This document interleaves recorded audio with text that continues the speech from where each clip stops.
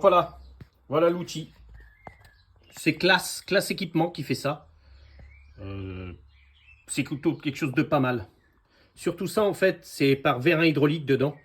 Donc on force 2 fois moins et il y a une poussée de 2 tonnes.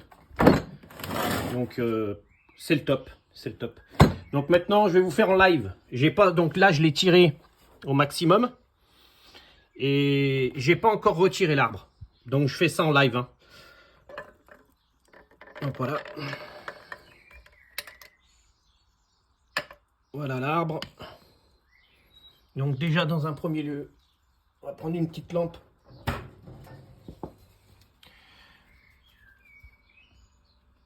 Le roulement, tout ça.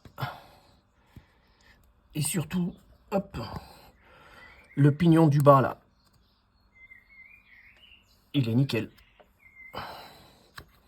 Pas de marque. Rien du tout. Donc déjà ça c'est une bonne nouvelle.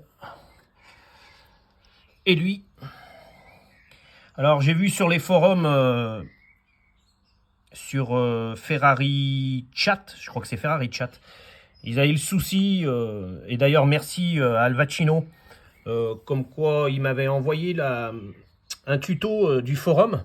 On voyait que les gonzes avaient souvent des soucis avec cet écrou derrière et que les dents, là, à force que l'écrou se desserre, le pignon venait bouger, les dents venaient se bouffer à cause de l'écrou qui se desserrait. Et déjà, rien qu'à l'œil nu, regardez, les poinçons de freinage, ils sont défaits. Normalement, cet écrou est serré à 21 kg. 21 kg.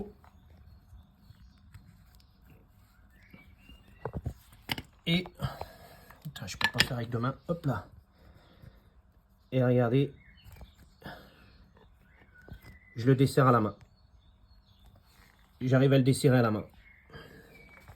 Je vais essayer de caler. Hop. Pour que j'ai mes deux mains. Voilà. Hop. Et cet écrou, eh ben, regardez.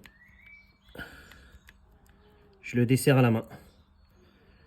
Donc en fait, là, ce qui m'empêche de le desserrer complètement, c'est les petits ergots qui sont pris dans le petit trou. Je ne sais pas si vous voyez là. Donc il faudrait forcer un peu plus pour pouvoir le défaire. Mais regardez, il est carrément dévissé. L'écrou est carrément dévissé. Ce qui fait qu'en fait, le pignon... Voilà mon claquement.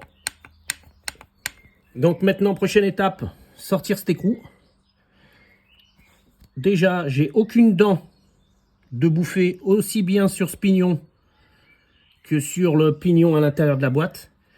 Je pense que ça devait être qu'un début, le claquement. Heureusement que j'ai arrêté la voiture. Ben, c'est simple, hein, la voiture, je l'ai eue, j'ai fait 1,5 km avec. J'ai pas roulé. J'ai entendu le claquement. La personne qui me l'a vendu, ben, c'est bien préservé de me le cacher. Et puis ben, quand on n'y connaît pas sur ce genre de véhicule, ben, on n'y fait pas attention, quoi. Parce qu'il fallait vraiment être à l'arrière du moteur quand on accélérait. Et puis ben c'est en rentrant chez moi que je me suis aperçu de ce claquement quand le capot de moteur était levé. Et puis je suis pas du genre à aller emmerder les gens une fois que j'ai acheté le véhicule. Hein. Le véhicule est dans l'état, un véhicule de 90. Donc je me suis pas empêché de lui faire la remarque comme quoi qu'il y avait un claquement, mais pour lui il n'y avait pas de claquement.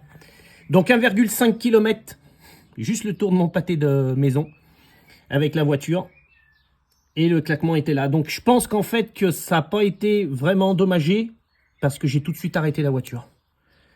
Et donc voilà. Voilà le jeu.